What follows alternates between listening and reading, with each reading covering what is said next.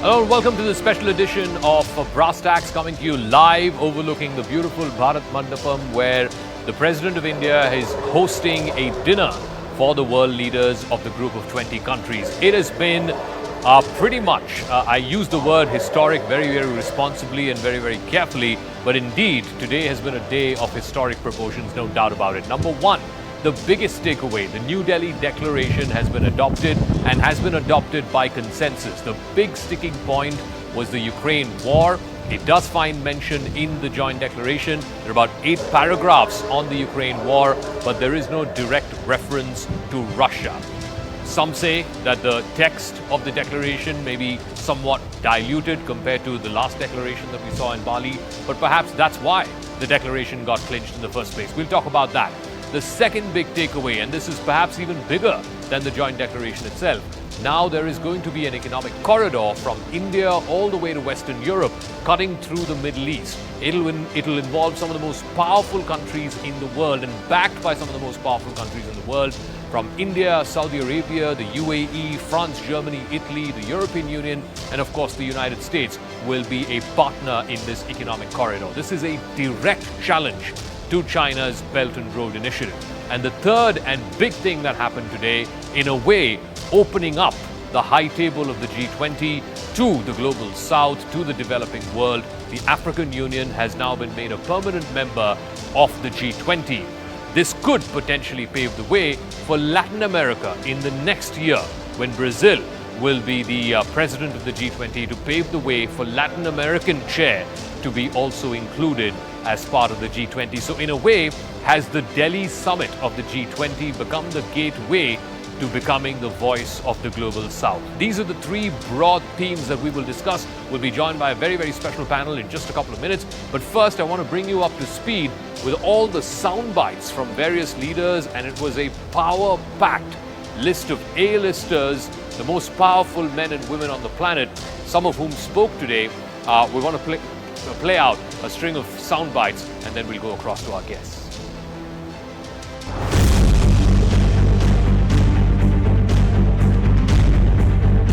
एक खुशखबरी मिली है हमारी टीम्स के हार्डवर्क से और आप सभी के सहयोग से।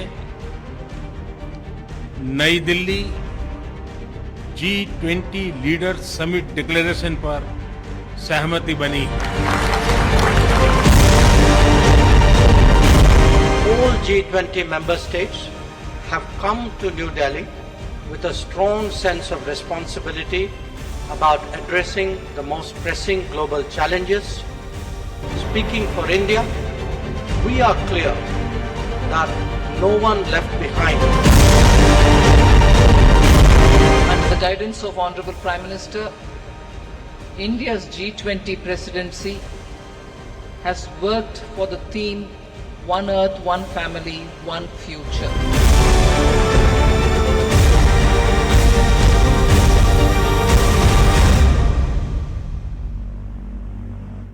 आज हम सब ने एक महत्वपूर्ण और ऐतिहासिक समझौता संपन्न होते हुए देखा है। आने वाले समय में यह भारत, पश्चिम एशिया और यूरोप के बीच इकोनॉमिक इंटीग्रेशन का प्रभावी माध्यम होगा। यह पूरे विश्व में कनेक्टिविटी और विकास को सस्टेनेबल दिशा प्रदान करेगा। All my colleagues, this is, someone once said in a similar domestic action that was positive, this is a big deal.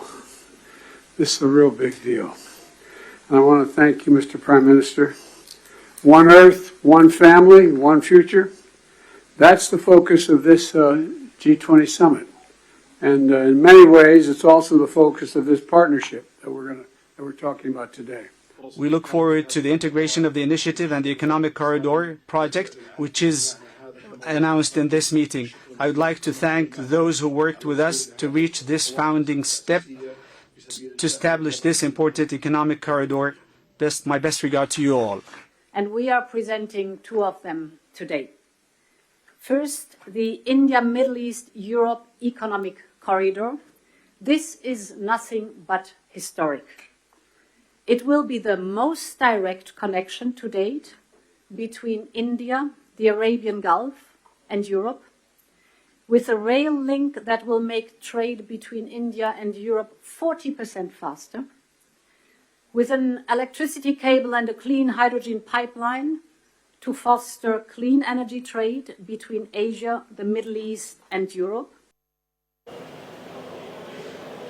All right, so we're joined by a very, very special panel on the special edition of Brass Tacks, coming to you live from the Bharat Mandapam, the venue of the G20. Dilip Sinha is India's former permanent representative to the United Nations. We'll also be joined in a moment by Yoshihide Nakayama, who's the former State Minister of Defense of the government of Japan. Bob Blackman, Conservative MP, will also be joining us in a moment. Andrew K.P. Liang is a China strategist joining us from Hong Kong. Cleo Pascal is non-resident senior fellow at the for the Indo-Pacific at the Foundation for Defense of Democracies. And in a moment, we'll also be joined by Robert Lawrence Kuhn, who is a strategic affairs expert and a China expert, in fact. So let me go across to you, Dilip Sinha. Coming into this first day of the G20, over the last 12 hours or so, there was still no consensus on the final document, on the joint declaration. You have seen the language of the joint declaration. There are 8 paragraphs on the Ukraine war. But do you believe that the absence of the word Russia or any direct reference by name to Russia was probably what clinched it? I think so. I think there was definitely a lot of give and take done by both sides, that is the Western side and Russia, China combined. Both have accepted certain degree of compromised language to enable this Delhi Declaration to come through. If you look at the Bali language, you find that there has been a dilution of that language to enable Russia to accept it and yet be acceptable to the West also, because the West was adamant that there had to be a reference to the Ukraine war, but Russia was opposed to any kind of reference. So the compromise was a reference to the war, but excluding the strong language that was used in Bali, where there was the Russian aggression was deplored in the strongest terms. So that has been withdrawn, and that is how this compromise has been struck, and it has been possible to get this Delhi Declaration through. Cleo Pascal, Ukraine, of course, has taken objection to the Delhi Declaration, but Ukraine may be incidental to this whole thing. Ukraine was not part of the room where the conversations happened. But do you believe that not naming Russia was perhaps what clinched this deal? It does go in elaborate detail. There are 8 paragraphs referring to the war, how territorial integrity and sovereignty are supreme, how United Nations resolutions need to be respected, the kind of fallout that the war has had on other factors, particularly on the developing world. All of that has been included. The only missing part is taking Russia's name. I think overall it's an amazing accomplishment. What's happening in Ukraine and with Russia is obviously horrific, but the accomplishments of the other areas of focus, like around health and around multilateral banking institutions and crypto, this is very much a document that's getting away from the G7. The G20 in this document is no longer an adjunct to the G7. It is its own thing, and it is expanding and looking towards the future in its own way. So it's incorporated what needed to be incorporated, and with an incredible move to be able to actually mention it at all and to get the document going. But it is something else. It is a new form of foreign policy with new players, new priorities, new actions. And it is that third element of the goal, that one future element that is actually coming through in this document that I think really is incredible accomplishment and should be highlighted. Okay. Andrew K.P. Liang, more than the joint declaration, that itself has been a big achievement. Had the joint declaration not been adopted, that would have been the headline. So that's a big relief. But more than that, this new economic corridor that's been announced with India, Saudi Arabia, the UAE, France, Germany, and Italy, and the European Union, and of course the United States, that is a direct challenge to the Belt and Road Initiative. How would this be read in Beijing? Well, of course, that the Beijing is well aware, or the whole world is well aware, that there is a kind of rivalry between the United States and China, and to a certain extent between India and China as well. So that's well understood. But as far as this new infrastructural linkage is concerned, China always embraces connectivity, as in fact is the most connected countries in the world. That's the reason why China is the largest trading partner for 158 countries around the world, compared with only 57 for the United States. And China is embedded in the global supply and value chain very deeply. So the more the world is connected, the better. The ultimate taste of this new project is that how much trade would India generate, compared with China. China, after all, is multiple times the trade volume and the range of products and the manufacturing powerhouse of almost everything under the sun. So I don't think that Beijing is worried about it. I don't think that Beijing would feel slighted about this, and in fact, Beijing is represented in the G20 through the Prime Minister, and of course the Prime Minister. Mr. Liang, this is coming exactly 10 years since Xi Jinping announced this, the Belt and Road Initiative, the new Maritime Silk Route and the new Silk Road and so on. Exactly 10 years after that, and we have seen the kind of negative impact that the BRI has in countries in Africa and Latin America, even smaller countries in Asia, the kind of debt, almost unburdenable debt that they have put in. Beijing had a problem even coming into this G20 talking about debt restructuring. That has figured its place there as well. But the fact that these big economies, the fact that Saudi Arabia and the UAE, India, the United States, France, Germany and Italy are all coming together, does that not send out a signal to even the smaller countries that you're not dependent on China anymore for infrastructure funding? I think that the Global South does not want to be beholden to any particular country, not either the United States or India or China. All they want is to regain their sovereignty and their self-determination according to their own political situation and historical and cultural and geographical situation. And no one wants to be forced to choose a model which doesn't suit the realities on the ground. So I think that the developing world welcomes this additional initiative. But as I said, the taste of the pudding must be in the eating as to how much trade could be generated by linking India together with the Europe. Of course, the more linkage could also benefit China. And in fact, I'm sure. I also want to bring in Yoshihide Nakayama, who is the former Minister of State for Defense of the government of Japan. Japan, while not being part of this new economic corridor, do you get a sense, Mr. Nakayama, that you have the Quad, which has Japan, Australia, US and India. Now you have this economic corridor all the way from India through the Middle East into Europe. And China, Xi Jinping, was not present in the room today while all these significant announcements were being made. In fact, the Prime Minister of Japan also spoke about this corridor. Japan, of course, has the G7 presidency.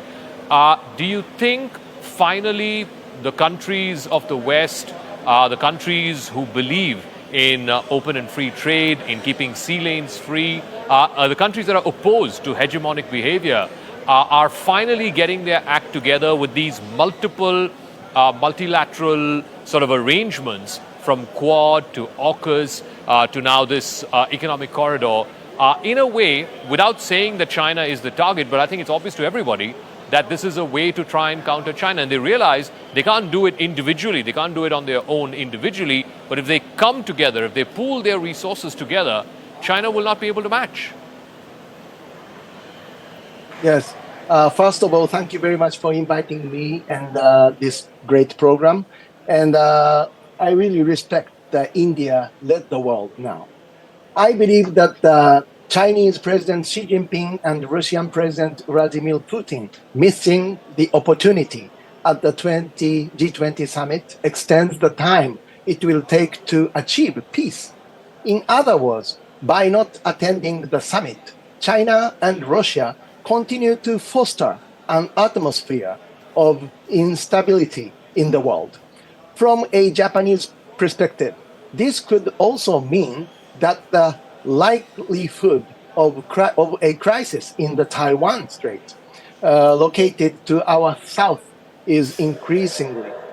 Moreover, it is a fact that the military collaborations between China and Russia are increasingly visible in Japan's region. I think it's important not to encourage actions that could provoke war. Okay. Dilip Sinha, a lot of people here were surprised about how India was able to get through the consensus on Ukraine, particularly without any direct reference to Russia. How did the G7 actually agree to the text of that language, given that countries in Europe, for them, some of them, this war, they've almost seen it from an existential prism, the biggest conflict that Europe is seeing, mainland Europe is seeing since 1945. Is the G7 also now coming to a point for a couple of factors? One, on the ground, there isn't any material sort of gain that Ukraine is making. The conflict seems to be more and more frozen in time. And two, more importantly, the G7 also realizes if this G20 presidency of India's were to be defined as it failed because there was no New Delhi declaration, that would be as much on the G7 as it would be on India. And therefore, they had a stake in India having a successful New Delhi joint declaration. And that's why they agreed to dilute the language. I think you're quite right. I think both the G7 and Russia were keen that the Delhi summit should not fall flat on its face. It should not be a failure. Delhi should not be the first city where the G20 did not come to a conclusion or did not adopt a declaration. So this was very important. And if you recall, some time back, Prime Minister Modi had spoken to President Putin. I'm sure this would have figured in that meeting.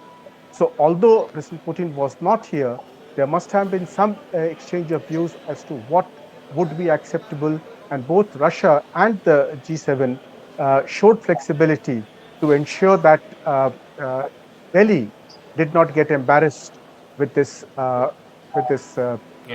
the declaration, because none of the preparatory meetings could come to a joint declaration or a joint communique. They all had chairman summaries. So this was an achievement, and this has to be attributed to the flexibility shown by both sides to ensure that India did not face failure on this count. But if you look at the health of the G20 otherwise, it is not in good health at all. And the global divide is impacting the G20. And the very fact that the achievements that you mentioned of this corridor, that is really a side event. It is not part of the G20. It is a side event that is an initiative of the G7. And within that umbrella, this corridor, the India, Middle East, Europe corridor has been negotiated. China and Russia are not part of this. And the other important side event to this successful summit has been the India-US meeting that took place yesterday. So the two main takeaways from this summit, the success of this summit, are meetings that have taken place on the sidelines of the G20, not in the G20 itself. Clear, Pascal, the other significant thing that happened today, of course, was the inclusion of the African Union. The first time the voice of the global south, as it were, being given preeminence at this premier forum. And India really pushed for it. There was an anecdote which Foreign Minister Jaishankar mentioned in the press conference. In the last Bali G20, Macky Sall, who was the chair of the African Union at that time, the president of Senegal, had told Prime Minister Modi that the AU needs to find a place, and that Prime Minister Modi reportedly told him at that time, by the next summit, by the New Delhi summit, the African Union will be a permanent member of the G20. And today it happened. Today we saw those scenes.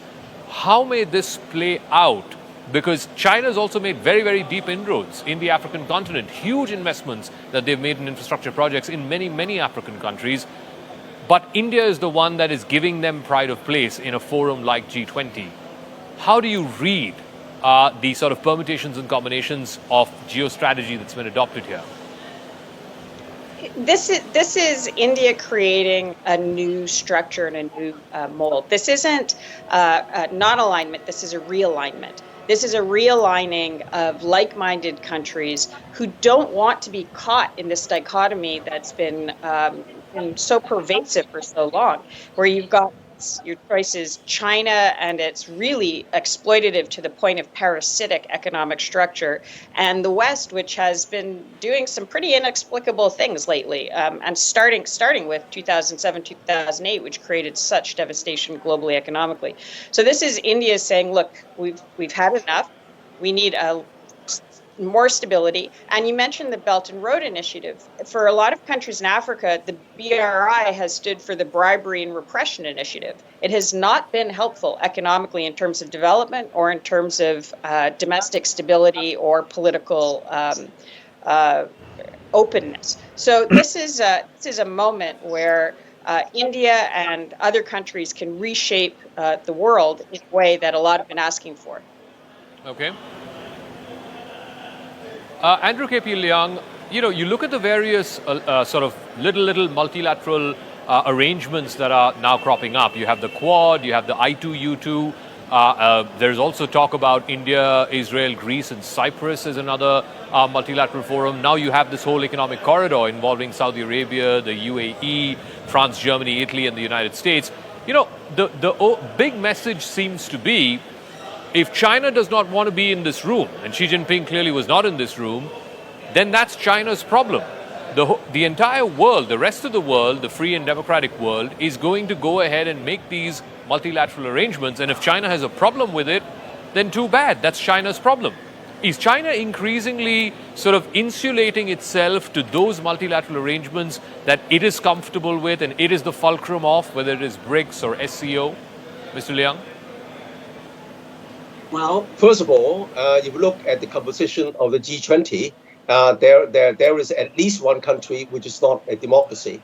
So it doesn't mean that all countries are on all fours on this rhetoric about democracy versus autocracy. That's the first point. The second point, I already mentioned earlier, that even though democracy may be the best political system, but it is not the only political system that delivers. Democracy, after all, is a process. And then the outcome must be the livelihoods and the happiness of the people under whatever form of government. And using this outcome-oriented yardstick, China has been doing extremely well. Now, as far as the BRI is concerned, of course that China has experienced considerable blowback. But the rhetoric that is all about that is given a lie by the recent UK-based debt justice research study, looking at how indebted, to whom are they indebted, are the recipient countries. And they found that the most of the debt is owed to Western commercial lenders instead of China. And so, of course, there are problems of debt indebtedness. Of course, there is that problem of lack of transparency. And China's now learning along the road, because after all, it was China who launched this global infrastructural project. I'm not sure of that understanding, because let me get Robert Lawrence Kuhn also into this discussion. He's, of course, a great student of China and a great observer of China. So, two things. Xi Jinping chose to skip the G20 here in Delhi. Whether by coincidence or by design, we don't know, but the Premier Li Qiang was attending. And at that same G20, which the Chinese president decided to give a skip, you now have the announcement of this big economic corridor involving some of the biggest, most powerful economies in the world, from India, Saudi Arabia and the UAE, France, Germany and Italy, and of course all of this backed by the United States. How would this be read in Beijing? Would this not be seen as a direct challenge to the Belt and Road Initiative, which is a pet project for Xi Jinping? The big question is, why didn't Xi Jinping attend the G20? And I have to say that's the very first sentence in my new book published in India by Pentagon Press in New Delhi called Xi Jinping's New Era China, The Inside Story. And the way to begin to understand that question, because that's what everyone's asking, is to recognize that there are not one motivation for things that happen in China, but multiple motivations that come together. And the first thing is that Li Chang is perhaps the closest person to Xi Jinping throughout his career, which is very different than the first 10 years of Xi Jinping's time in power. So he is now delegating to people who he really trusts, who he has who have terrific track records in running major provinces. So his not attending, but by sending Li Chang, is very different than it would have been 2 years ago if he was sending Premier Li Keqiang. Very big political difference when you understand China. And other motivations of China's domestic situation, the recent BRICS, where China, of course, was the dominant player. This is a different and this G20 is a great tribute to India. India's emergence in the world with President Biden and President Modi. It's a very different environment. So certainly there are geopolitical things involved. But I think the previous speaker was right, and to give credit to China for having started the what they call the Belt and Road Initiative to bring infrastructure to developed countries, to underdeveloped countries or the poorest countries in the world, because this is the most important thing that can happen. And that focus, if there's a quasi-competition in this, that's good, because we want more equality in the world. Inequality in the world is probably the biggest, other than maybe climate change, the problem that the world has. So what India is doing at the G20, bringing the African Union in, having this event, is extremely important for the world. But I do think we need to give China credit for having begun the process. Certainly there's advantages for China in doing it. They're not doing it out of charitable purposes. They get raw materials, they establish new markets, but all that, in a sense, is the marketplace of the world, and everybody is achieving. The great rivalry should be between competent governments and incompetent governments, not political systems that have isms from the 19th century. This is the 21st century. I'm not sure about that formulation, because I don't know if the view from Tokyo, for example, is the same as what Robert Lawrence Kuhn just outlined. So let me ask Mr. Nakayama.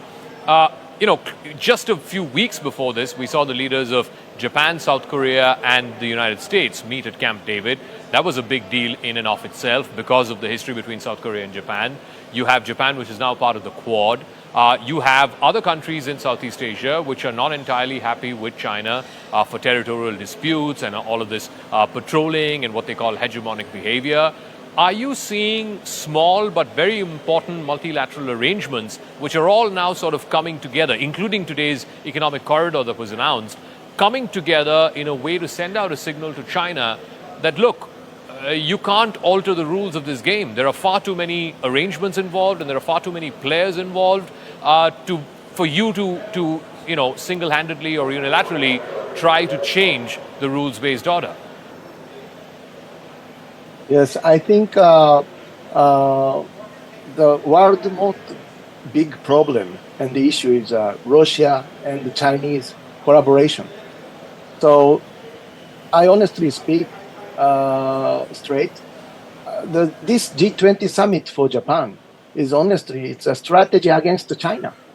Japan and India have the potential to collaborate in areas like maritime security, resources, development, and protection of trade and routes. And the relation to FOIP, Free Open Indo-Pacific, both countries can cooperate based on the Free and Open Indo-Pacific initiative, focusing on developing multi-currency payment system and improving governance. India-Russia relations concerning China's alliance with Russia. India's relationship with Russia requires delicate balancing. And also, I spoke about the Taiwan issue. If tensions rise concerning Taiwan, the strategic interest of both Japan and India would intensify. Emergency response mechanism and humanitarian aid could become new areas of collaboration with India. And also, multi-phased approach, military cooperation, economic partnerships, and also infrastructure projects, technology, and collaboration in multilateral forms like ASEAN and the Quad, as you said, should also be considered. So I think now the Prime Minister Kishida behind the scene. I'm so sure that Mr. Modi and the Kishida is talking about those kind of like the situation.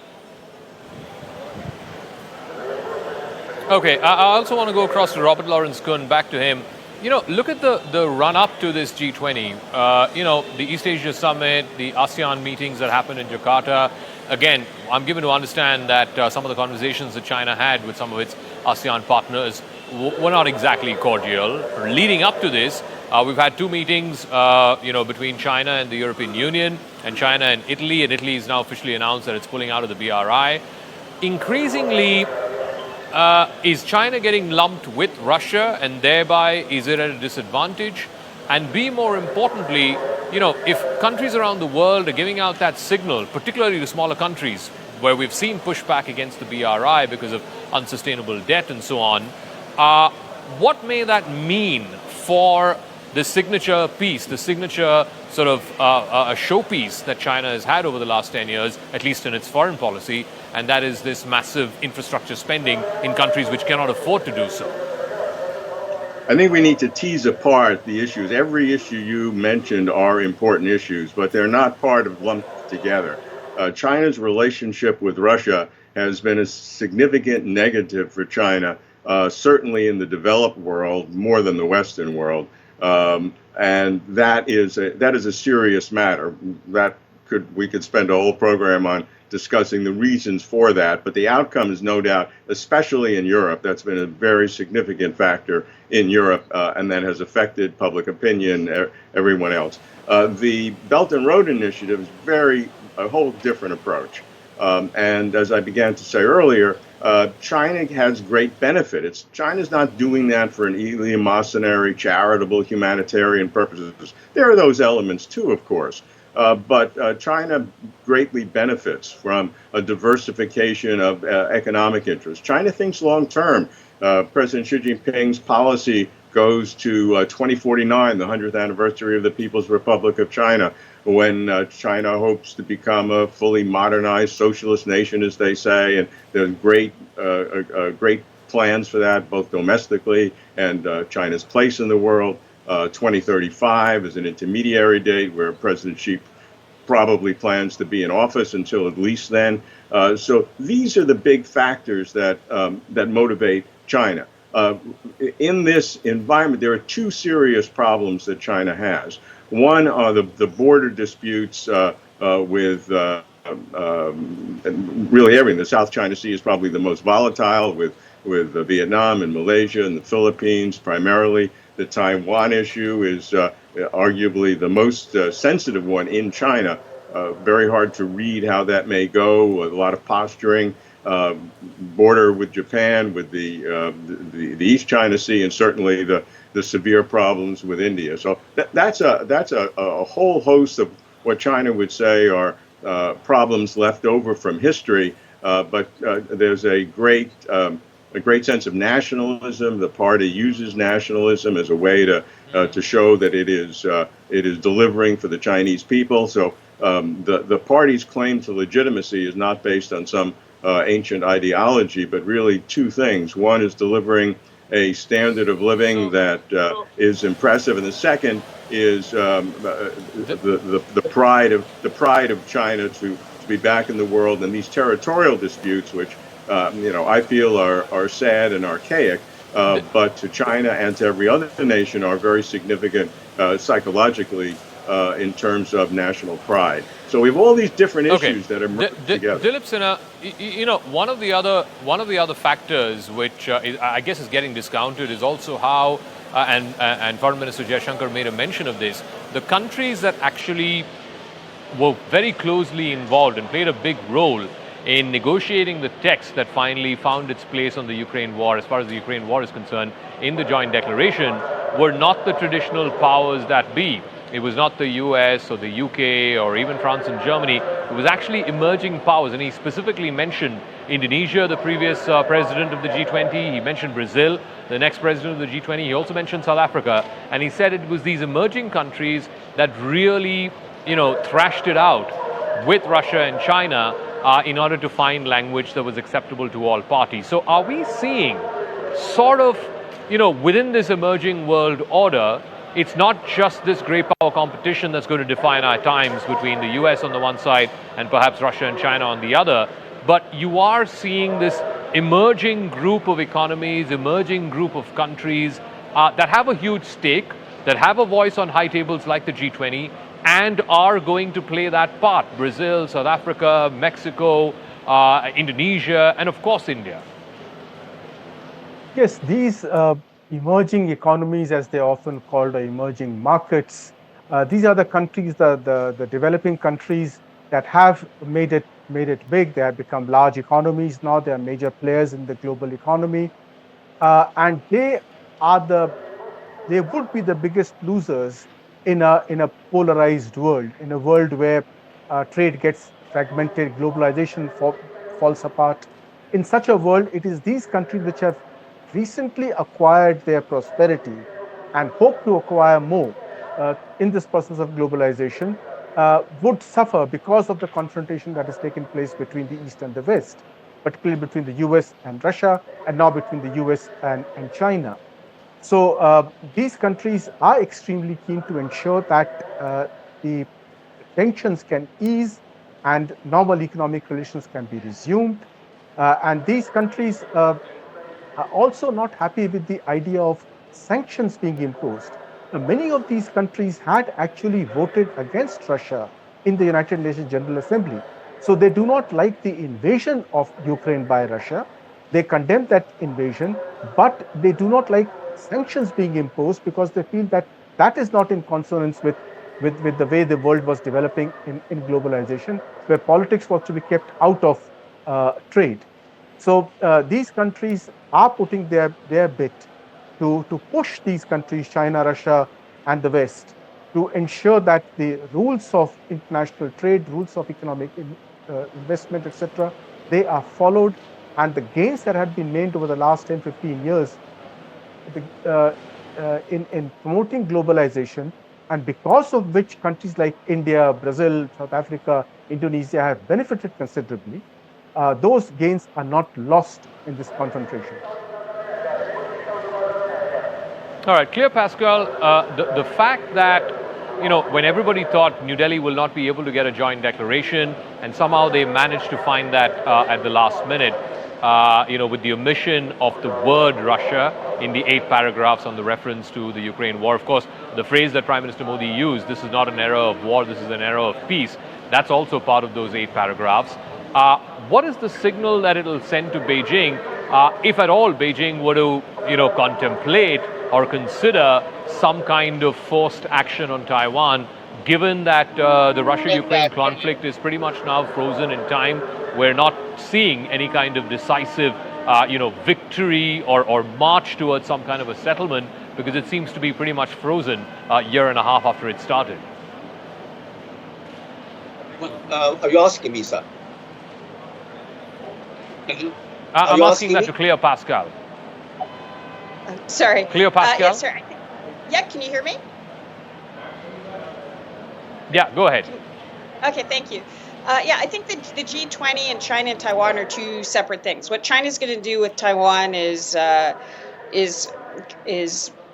on a totally different track, and I think that the message that they're taking from Russia-Ukraine, unfortunately, is that, as you said, you don't want it to drag out. If you're going to do it, you're going to do it a lot harder, and they have the capability to cut off communications so that you don't have a heroic figure defending the country. You can't see what's going on. I think they'd be even more brutal, if that's possible, going in, and use a lot of economic levers. They're very big on this unrestricted warfare component of it. So in that context, the way Russia has gone into Ukraine, I don't think is necessarily giving the lessons we might think to China. However, what will perhaps give Beijing pause is the way, as you've just mentioned, a lot of the rest of the world has come together to say, look, we have these other problems, and we don't want to have to deal with these crazed mass geopolitical issues that are destroying our economies. And most of the countries that you mentioned that have been so influential in shaping this G20 are democracies, and they're democracies where they need to respond to the needs of their people. And especially post-COVID, there has been a real economic recovery problem. And if you're a politician, you need to get reelected. And there are inflection points in a lot of these countries where either you become a country where democracy delivers for the people, or a more authoritarian regime can come in, which is, of course, what Beijing has been pushing for. You see it in places like Solomon Islands, where you try to really give a big hit to democracy. And you metastasize this Chinese system. So the hope that's coming out of this G20 document is really that democracies can survive and can deliver. You can be a politician from a democracy and create a better future for your people. You don't have to shift into this more autocratic structure that China has been trying to export. So that might give them pause, much more so than... I'll give Andrew Leung the final word. I wouldn't put it as simply as democracies versus autocracies, but I would simply say that, yes, if Russia and China decide to stay out of that room, certainly at the level of their leaders, then it's their loss. It's a loss that they have to bear. Yes, Russia will be very happy at the fact that they've not been named in the 8 paragraphs that mention the Ukraine war, and therefore perhaps that's why they agreed to the language of the text. But this is a big victory for India and for the Western world, in as much as you have a joint declaration that's been adopted despite the fact that the leaders of Russia and China have not attended. So I think the signaling from the New Delhi G20 as we close out this part of the program, Andrew Leung, is that if Beijing and Moscow so choose not to be in the room where the most influential, most powerful people on the planet are meeting, then that's their loss. And they have to face the consequences of that loss. Well, I don't think that China was excluded from the room. China was represented there by President Xi, by his most trusted confidant, and of course China did contribute to the solution. Now, I'd like to highlight 2 points. First of all, as for democracy versus the autocracy, I've already said that democracy may be the best political system in the world, but it's not the only successful system. After all, it's a process, and the outcome must be measured by the livelihood of the people under whatever form of government. And on that score, China seems to be on solid grounds. Now, as far as Taiwan is concerned, again, one of the things that China has signed up to in the joint in this statement is the respecting a country's sovereignty. And of course, Taiwan is not a sovereign country. According to the United Nations Charter, Taiwan is part of China. It's recognized by the United Nations. So I think that this rhetoric, this double standards about respecting other sovereignty, while certain countries violated other countries' sovereignty either by invasion or by turning the one China policy upside down, speaks for itself. Okay. We'll see how this plays out, because I think I'm very clear about the big ticket announcements and the message of those big ticket announcements. The joint declaration was huge because everybody thought up until even this morning that Russia and China will play spoiler. They managed to get Russia on board with the dropping of the direct reference, and of course China had to go along the moment Russia said it is going to play ball. The other big announcement, this economic corridor, is huge. It is of massive proportions, and the impact of it, the messaging it sends out to smaller countries that are crying out for infrastructure funds will be huge. And of course, giving voice to the African Union at the high table of the G20, giving voice to the Global South. All of these are going to have huge impacts. Thank you very much to all our guests. I also want to play out a conversation that I had with Professor Jeffrey Sachs, and I specifically asked him about this language of the text, which ultimately got adopted as the New Delhi Declaration. He says this is a realistic understanding or a realistic assessment by even the West, even if they don't say it in as many words, but an acknowledgement of sorts that the Russia-Ukraine war is perhaps not going Ukraine's way. The conflict seems to be frozen for all practical purposes, and perhaps the West needs to have more realistic assessments of how far it will go out, almost on a limb, to support Ukraine against Russia. So that's Professor Jeffrey Sachs in conversation with me here on Brass Tacks. All right, so the New Delhi Declaration has been adopted. The negotiations going on to the final hours, even up until this morning. Consensus language has been found.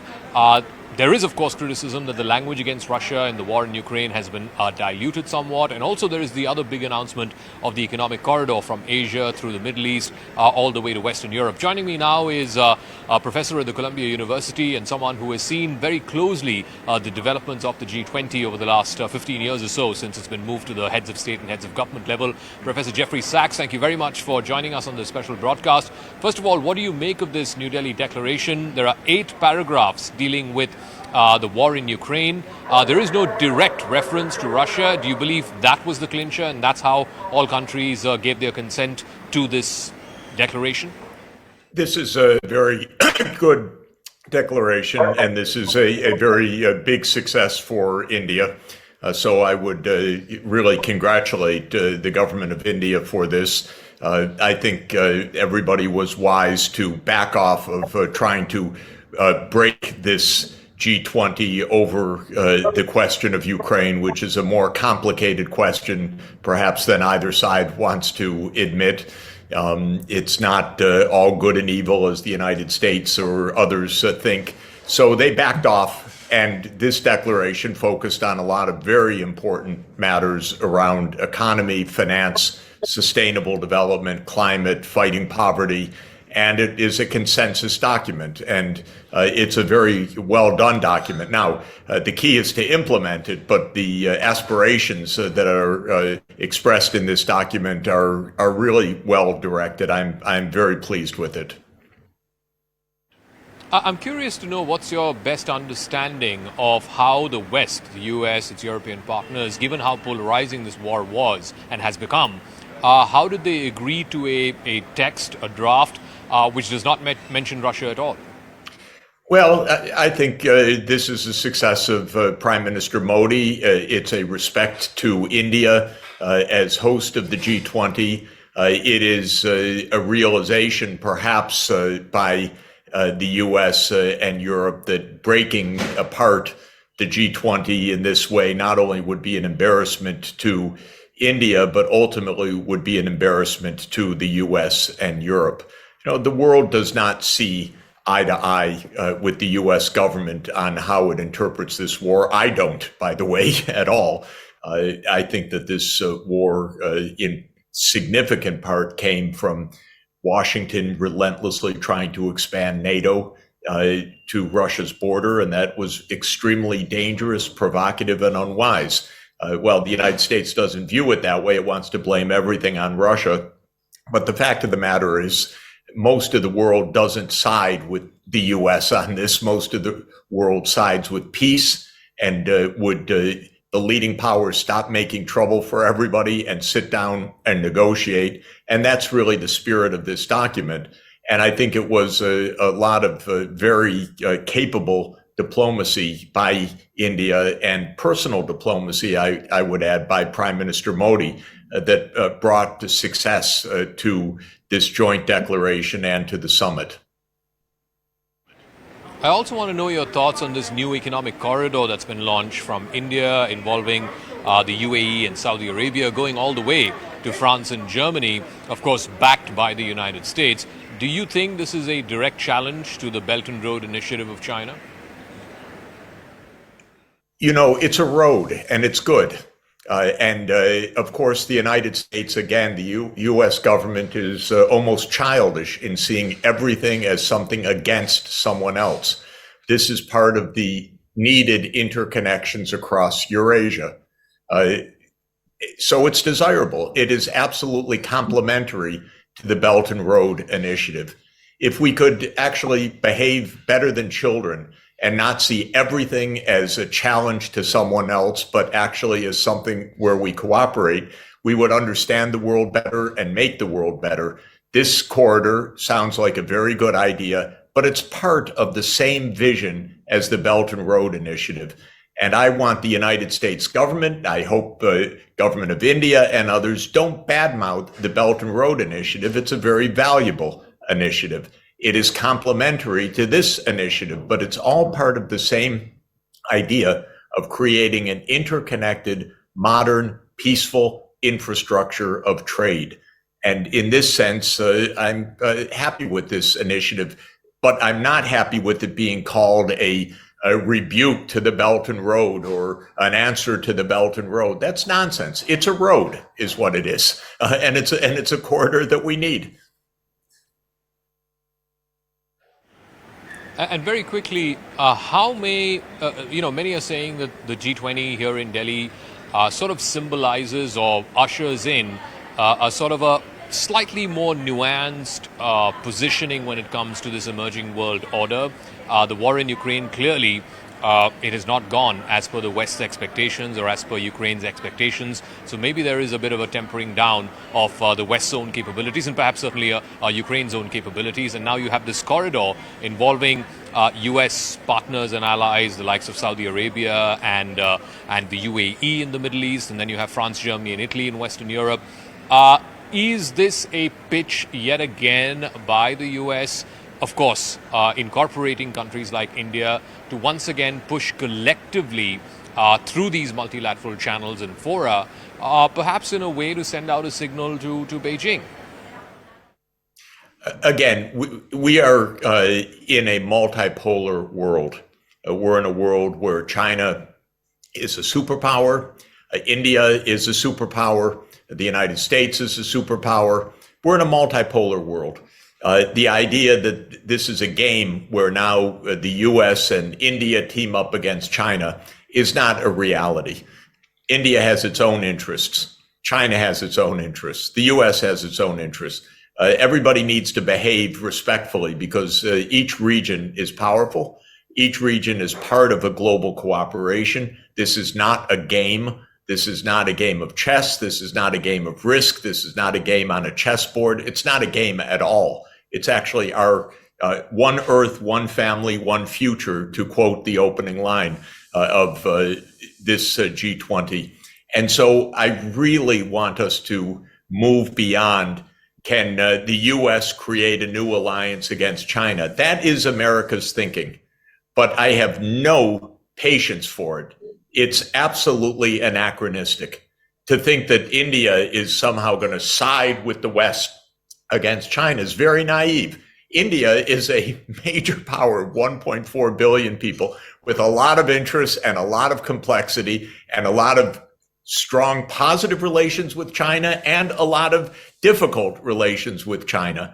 And suddenly India is not suddenly going to be part of the West. India is actually the main part of South Asia. South Asia is an even bigger part of the world. But the idea that you somehow put these pieces together in these alliances is, to my mind, outmoded thinking in an interconnected, multipolar world. And of course, it's America's thinking, but please, everybody should remember, what is America's idea? It's to be number one in the world. Well, how silly is that? That's childish. That's still America's idea. I would not succumb to it, frankly. All right. Professor Jeffrey Sachs, it's always a pleasure speaking with you. Thank you very much for joining us with your thoughts on the New Delhi Declaration and what's been achieved in this Delhi edition of the G20 Heads of State Summit. Thank you. Thank you so much. Pleasure to be with you.